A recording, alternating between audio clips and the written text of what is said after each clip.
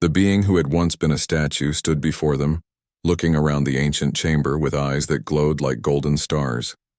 She was even more beautiful than the crystal had shown. Her skin had a soft blue tint, and her long silver hair moved as if it were floating in water. She was tall, at least 8 feet, but her movements were graceful and careful. Marcus felt his mouth hanging open. Sarah was still screaming behind him. Jake had backed up against the wall and was making small, shocked noises. "Please," the being said, raising one elegant hand. Her voice was like music. "Do not be afraid. I mean you no harm." "You're alive," Marcus said. It was probably the most obvious thing he had ever said, but his brain wasn't working very well right now. "Yes," she replied, looking directly at him. "I am Zareth, last guardian of the Veltar. And you, human, have awakened me from my long sleep." Sarah finally stopped screaming and moved closer, though she kept Marcus between herself and Zareth. "This is impossible," she whispered. "People can't survive being turned to stone. The human body doesn't work that way." "I'm not human," Zareth said simply. "My people developed ways to preserve life that yours have not yet discovered. I have been waiting in stasis for 10,000 years. "Waiting for what?" Marcus asked. His natural curiosity was starting to overcome his shock. Zareth looked at him with an expression he couldn't read. Waiting for the one who would break the seal with genuine affection. "The kiss of true feeling was the key to my awakening." Jake made a strangled sound.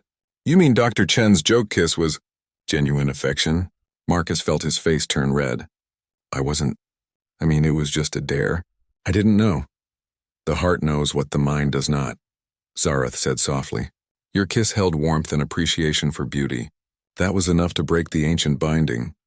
Sarah stepped forward, her scientific mind taking over. "What kind of binding? What exactly happened when he kissed you?" Zareth turned to face her, and Marcus noticed that her expression became more formal. "A life bond," she said. "Among my people, it is the most sacred connection 2 beings can share. When one of us chooses a mate, we bond our life forces together. We share thoughts, feelings, strength, and years of life." "Mate?" Marcus squeaked. "Hold on, nobody said anything about mates." "The bond cannot be broken," Zareth continued, though she looked troubled. "Except by death. I expected to find another Veltar, not a—" She paused, looking at Marcus with obvious confusion. "What are you exactly?" "Human," Sarah answered for him. "We're from Earth. We're archaeologists studying your people's ruins." Zareth's golden eyes widened. "Humans. I have heard of your species in the old records. You are very young, very short-lived. Your people live only about 100 of your years." "On average, yes," Marcus said, still trying to process what she had told them. "Wait, did you say we share lifespans now?"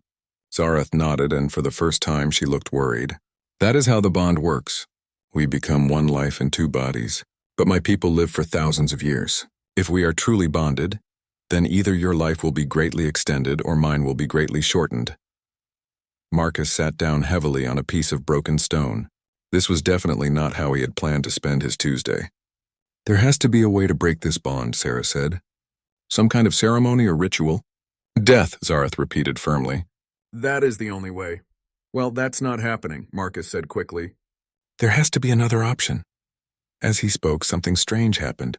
For just a moment, he could have sworn he heard Zareth's thoughts in his head, something about curiosity and unexpected courage. He looked up at her, and she was staring at him with surprise. "Did you just—" she began. "Hear your thoughts?" Marcus finished. "Yeah, I think so." Zareth moved closer to him, her expression now filled with wonder. "This should not be possible so quickly. The bond usually takes days to form completely." She paused, then added quietly, "You have a very strong mind." Marcus felt something else then. It was like a door opening in his head, and suddenly he was seeing things that weren't there. No, that wasn't right. He was seeing memories that weren't his own. Images of a great city with crystal spires reaching toward twin suns. Beings like Zareth working with technology that looked like art. And something else, something dark coming from the stars. "The Devourers," he said suddenly, though he had no idea where the word came from. Zareth stepped back as if he had struck her. "How do you know that name?" I saw it. In your memories, I think." Marcus stood up, feeling dizzy. "They destroyed your people."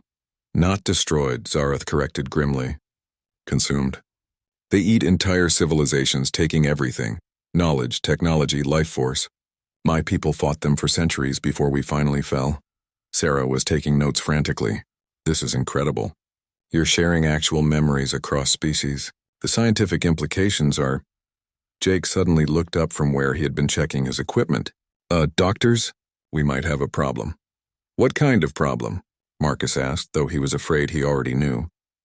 My long-range scanner is picking up ships approaching the system. Big ships, and they're not using any technology I recognize. Zareth went very still. Through their growing bond, Marcus could feel her fear like ice water in his veins. They found me, she whispered. The Devourers have been tracking my psychic signature for 10,000 years. My awakening has sent out a signal they cannot ignore. How long do we have? Sarah asked, already moving toward their equipment. Jake was working frantically on his scanner. Based on their current speed, maybe 6 hours before they reach the planet. Our ship can't outrun Devourer vessels, Zareth said, and we cannot fight them with your primitive weapons. Marcus felt anger flash through him at the word primitive, but then he realized the anger wasn't entirely his own. Through the bond, he was also feeling Zareth's frustration and fear, but there was something else there too. Hope. You have something they don't expect, Marcus said, surprised by his own words. What? Zareth asked. Me. Us. Humans. Marcus grinned, and he could feel Zareth's confusion through their bond. You said your people fought the Devourers for centuries. That means they learned how to predict your tactics, right? They figured out how Veltar think and act. Yes, Zareth said slowly. They are very good at analyzing and countering organized strategies. Well, Marcus said, his grin getting wider, nobody has ever accused humans of being organized. We don't think like you do. We're unpredictable, chaotic, and really stubborn. Through the bond, he felt Zareth's surprise at his confidence. She had expected fear or despair.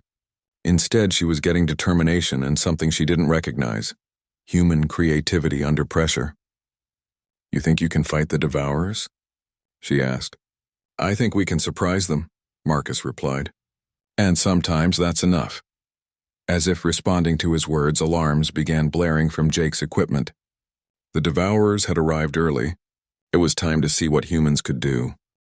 The sky above Kepler 442c turned black as massive shapes blocked out the sun. Through the ancient windows of the Veltar ruins, Marcus could see ships that looked like they were made from bone and metal fused together. They were huge, each one bigger than a city block, and they moved with a terrible purpose.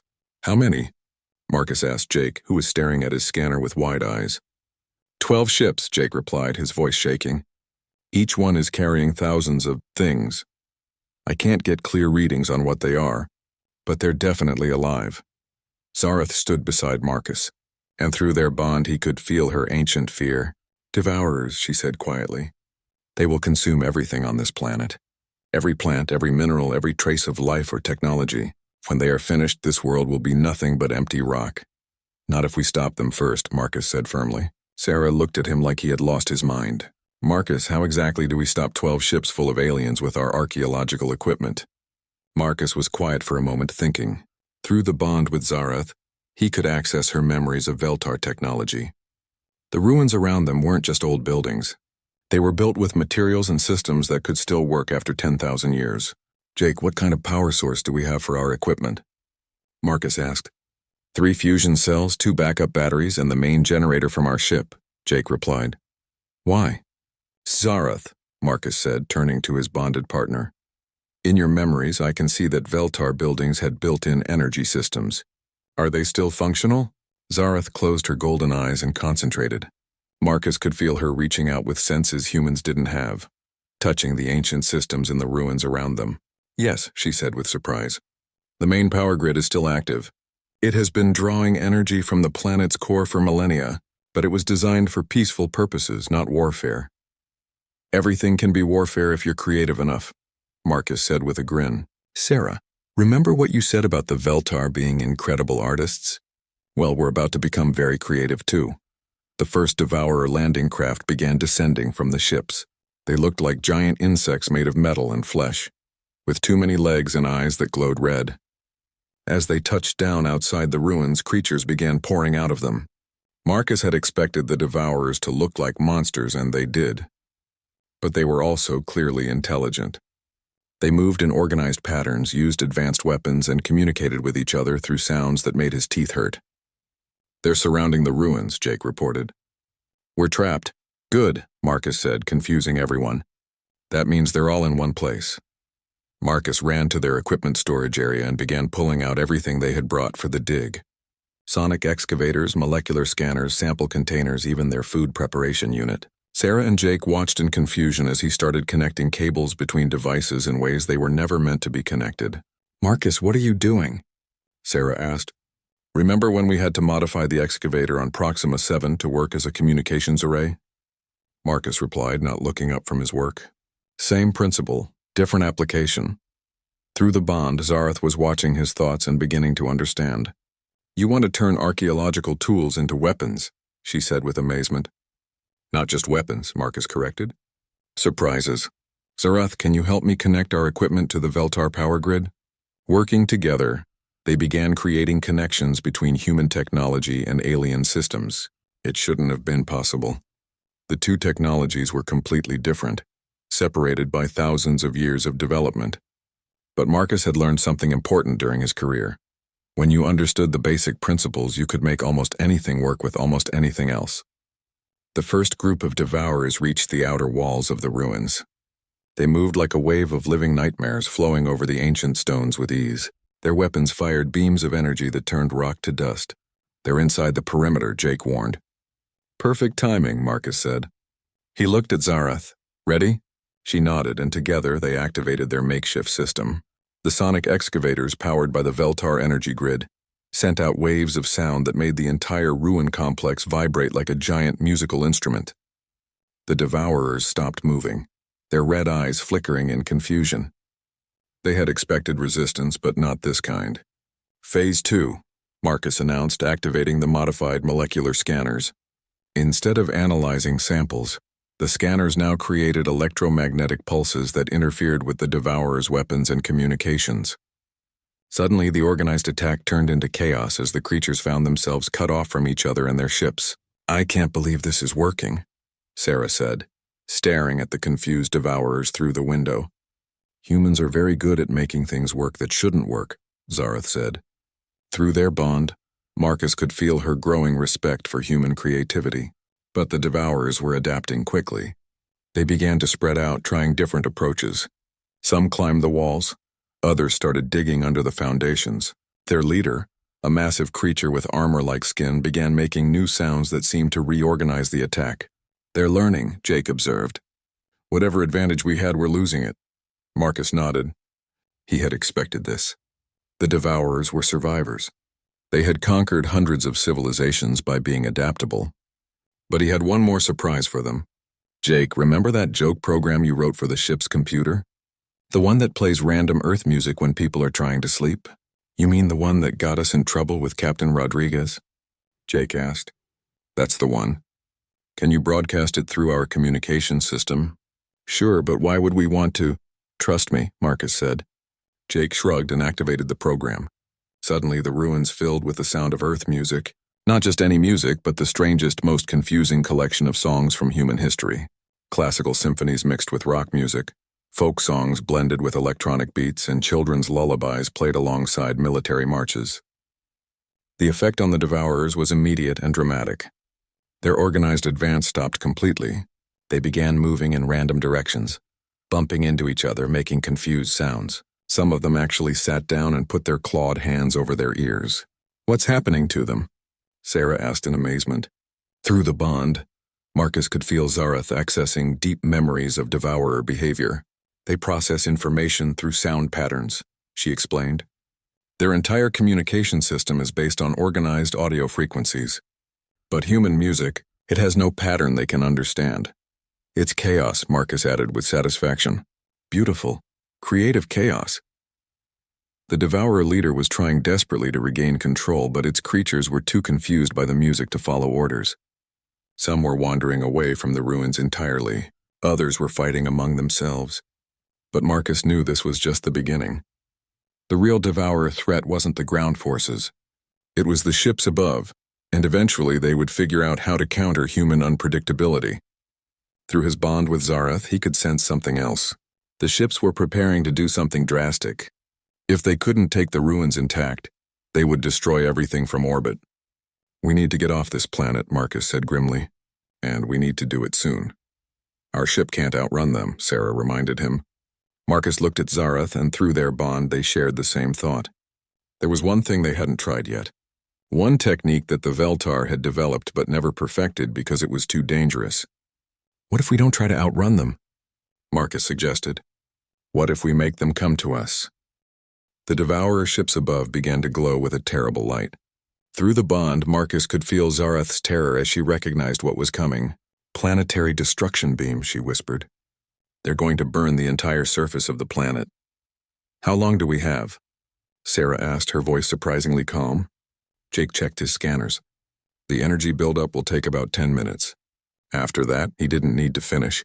Marcus closed his eyes and reached deeper into the bond with Zarath. Her memories flowed through his mind like a river of information. He saw the fall of the Veltar civilization, watched as world after world was consumed by the Devourers. But there was something else there, something important. "The chaos factor," Marcus said suddenly. "What?" Sarah asked. "In Zarath's memories I can see the final battle of her people. The Veltar scientists discovered something about the Devourers right before the end. They're not just afraid of superior firepower or technology, they're afraid of unpredictability." Zarath nodded slowly. "My people were logical, organized. We planned everything carefully, but that made us predictable. The Devourers could calculate our moves and counter them. But humans," Marcus continued, his excitement growing, "we don't work that way. We make decisions based on feelings, hunches, crazy ideas that shouldn't work but do." "That's great philosophy," Jake said, watching his scanner. "But how does it help us survive the next 8 minutes?" Marcus grinned, and through the bond, Zarath felt his confidence like warmth spreading through her mind. "Because we're going to do something so completely insane that even the Devourers won't see it coming." He turned to face his team. "We're not running away. We're going to take control of their ships." Sarah stared at him. "Marcus, that's not insane. That's impossible." "Same thing," Marcus replied cheerfully. "Jake, can you boost our communication system to reach the Devourer ships?" "Probably, but what's the point? They're not going to listen to surrender demands." "We're not surrendering," Marcus said. "We're going to upload something to their systems. Something they've never encountered before and won't know how to handle." Working quickly, Marcus and Jake began modifying their communication equipment. Meanwhile, Zarath used her connection to the Veltar power grid to amplify their signal. Sarah gathered all their data storage devices and began copying files. "What exactly are we uploading?" Sarah asked. "Everything," Marcus replied. "Every piece of human culture we have in our database. Music, art, literature, comedy shows, cooking videos, cat pictures, everything." "Cat pictures?" Jake asked incredulously. "Especially cat pictures," Marcus confirmed. "The more random and meaningless it seems, the better." Through the bond, Zarath was beginning to understand Marcus's plan. "You want to overload their processing systems with chaos," she said. "Exactly. The Devourers analyze everything they encounter, looking for patterns and weaknesses. But human culture doesn't follow logical patterns. How do you analyze a joke? How do you find a weakness in a love song? How do you counter a video of a kitten playing with yarn? The energy buildup above them was reaching dangerous levels. They had maybe 3 minutes left. "Ready?" Marcus asked. Jake nodded nervously. "Signal boosted to maximum power." "All human cultural data loaded," Sarah confirmed. Zarath placed her hand on Marcus's shoulder. "Together," she said. They activated the transmission. Every piece of human creativity, every random thought and artistic expression they had stored in their computers, went screaming up toward the Devourer ships at the speed of light. For a moment, nothing happened. Then the ship's lights began to flicker. "It's working," Jake whispered. Through their enhanced scanners, they could see chaos spreading through the Devourer fleet. The creatures' communication networks were being overwhelmed with information they couldn't process. Ship systems designed to analyze and counter threats were trying to find the tactical significance of human poetry, and failing completely. One ship began spinning slowly. Another started playing human music at maximum volume. A third began broadcasting cooking instructions for chocolate cake to the entire fleet. "They don't know how to handle it," Zarath said with amazement. Their minds are built for logical analysis. They cannot understand creativity without purpose. But Marcus could feel through the bond that their victory was incomplete. The largest ship, the one belonging to the Devourer Queen, was fighting off the chaos. Its systems were more advanced, more adaptable. "She's learning to filter out the random data," Zareth warned. "The Queen is older and more intelligent than the others." As if to prove her point, the Queen's ship began to glow again, preparing to fire. "We need to get closer to her," Marcus said suddenly.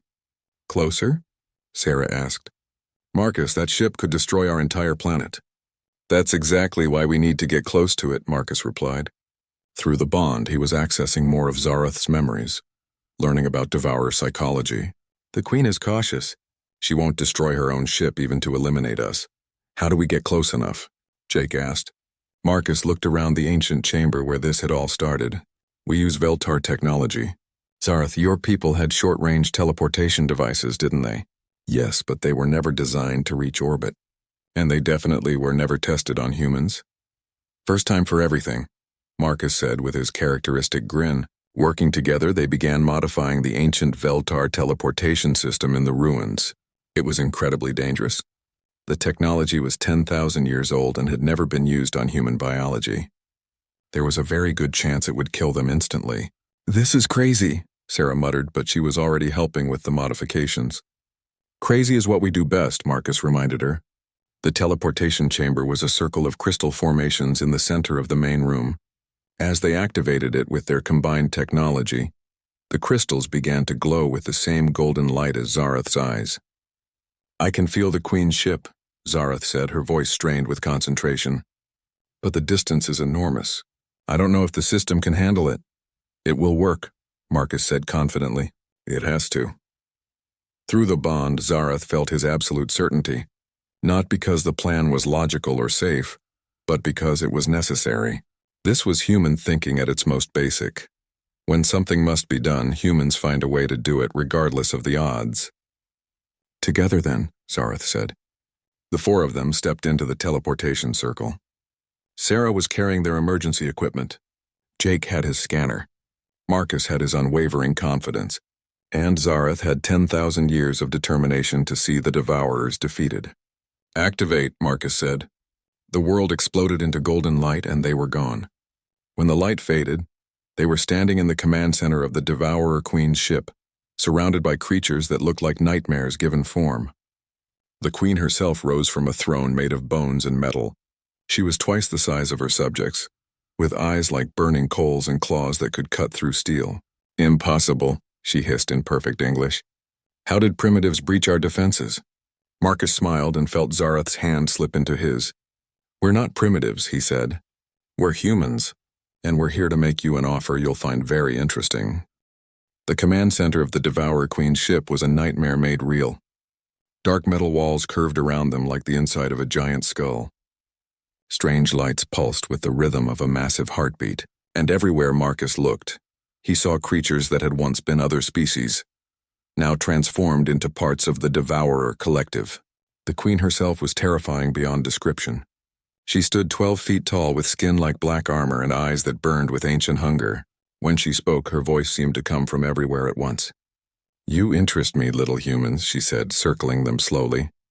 "Your chaotic transmissions have disrupted our systems, but you are still just primitives. What could you possibly offer that would interest the Queen of Devourers?" Marcus felt Zareth's fear through their bond, but also her growing understanding of his plan. "Your Majesty," he said with a polite bow, "we offer you something you've never encountered before.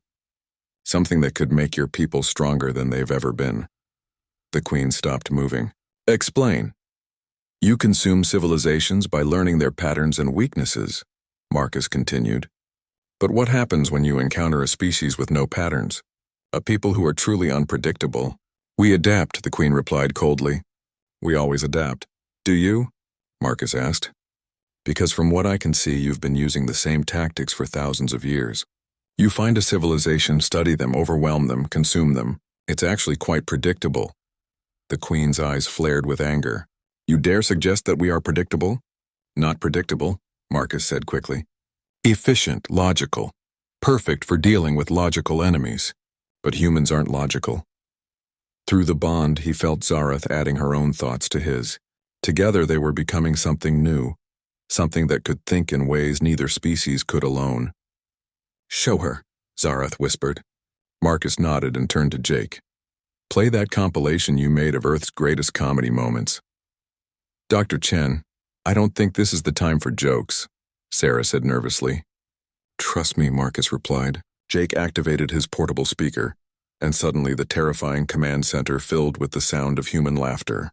Comedy routines, funny animal videos, people falling down in harmless ways, children saying silly things. The pure, joyful sound of beings who could find humor in anything. The effect on the devourers was immediate. The smaller creatures stopped moving entirely, their heads tilting as they tried to process what they were hearing. Some began making confused, chittering sounds. But the queen was different. She listened for several minutes, her burning eyes growing brighter. "Fascinating," she said finally. "These sounds serve no purpose. They provide no tactical advantage. Yet your species creates them constantly. Why?" "Because it makes us happy," Marcus said simply. "Because sometimes the most important things in life don't have a purpose except to bring joy." The queen was silent for a long moment. Around the command center, her subjects were still trying to analyze the laughter and failing completely. "You propose an alliance," she said finally. "You want us to work together instead of consuming your species." "I want to offer you something better than consumption," Marcus replied. "I want to offer you growth." Through the bond, Zareth shared her deepest memories with Marcus, and he with her. In that moment they became truly united, two minds thinking as one, and in that unity they found something neither had expected. "Show her what we've become," Zareth said softly. Marcus reached out and took Zareth's hand. The golden light of their bond flared between them, visible to everyone in the room. But this time it was different. Instead of just sharing thoughts and memories, they were sharing their very essence. The queen watched with growing fascination as Marcus and Zareth began to glow. Their separate forms were becoming translucent, and something new was taking shape between them. Not human, not Veltar, but a fusion of both species' best qualities. "Impossible," the queen breathed. "Two different species cannot truly merge.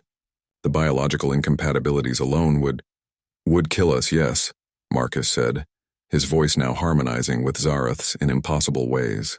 "If we were trying to do this by force. But we're not forcing anything. We're choosing to become something new."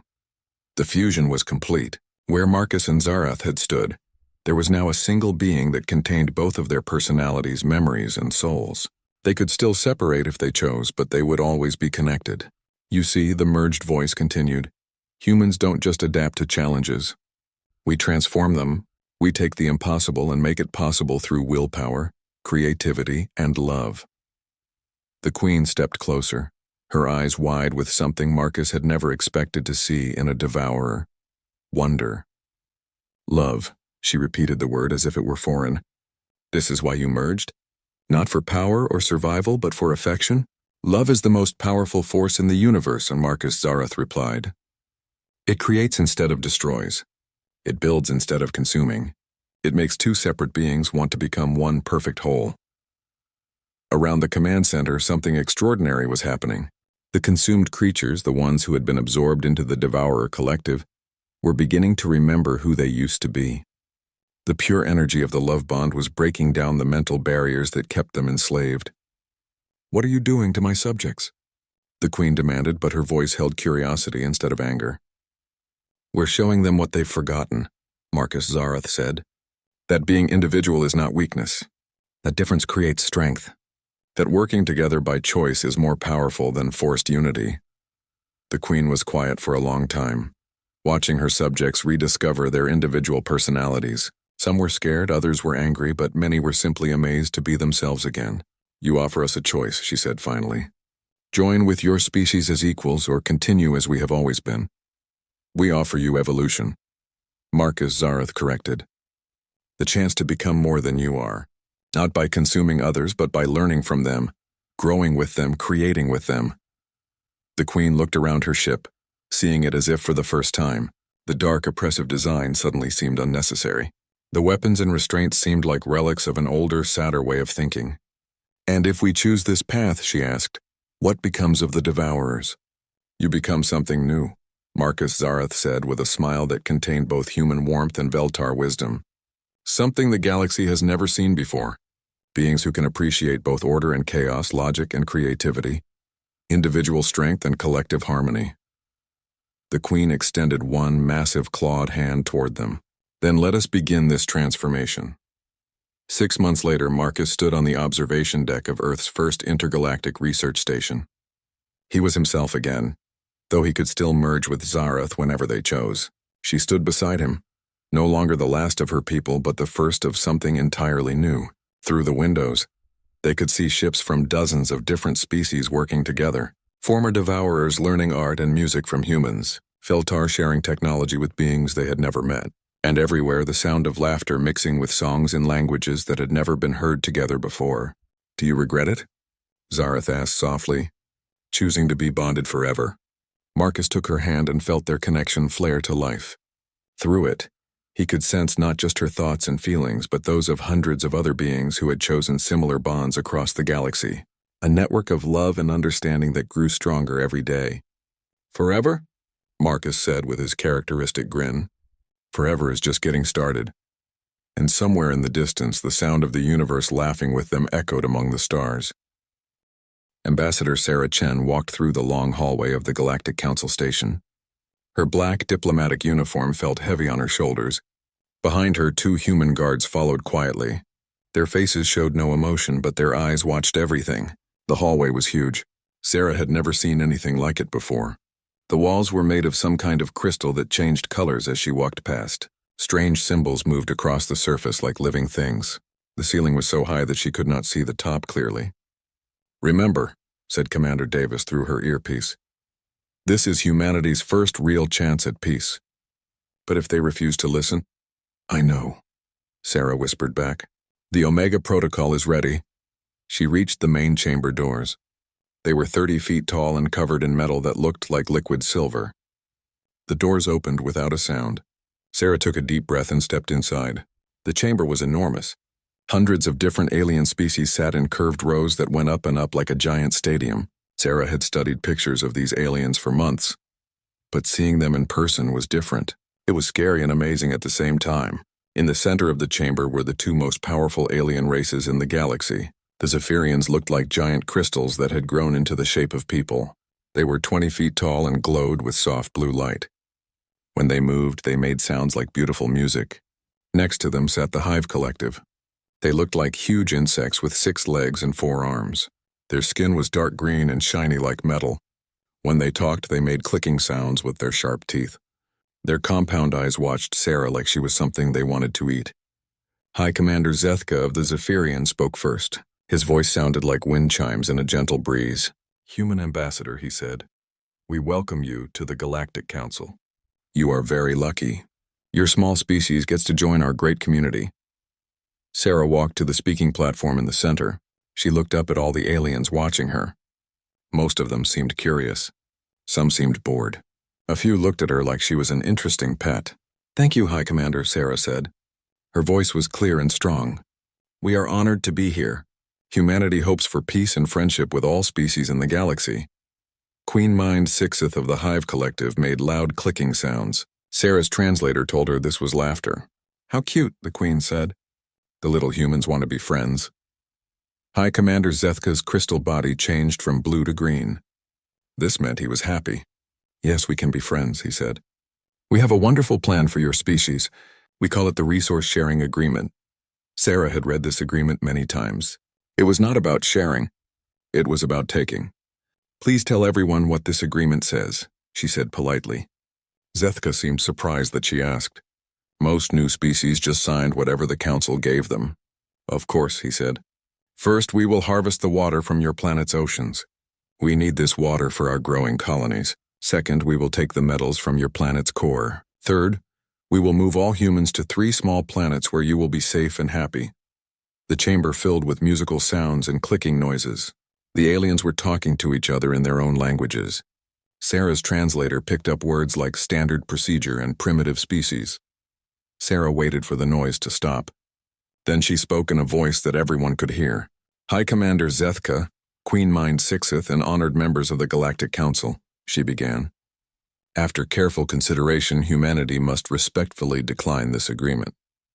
The chamber became very quiet. No one had expected this answer. We decline because Earth is our home, Sarah continued. It is where our species was born. It is where our children play and our ancestors rest.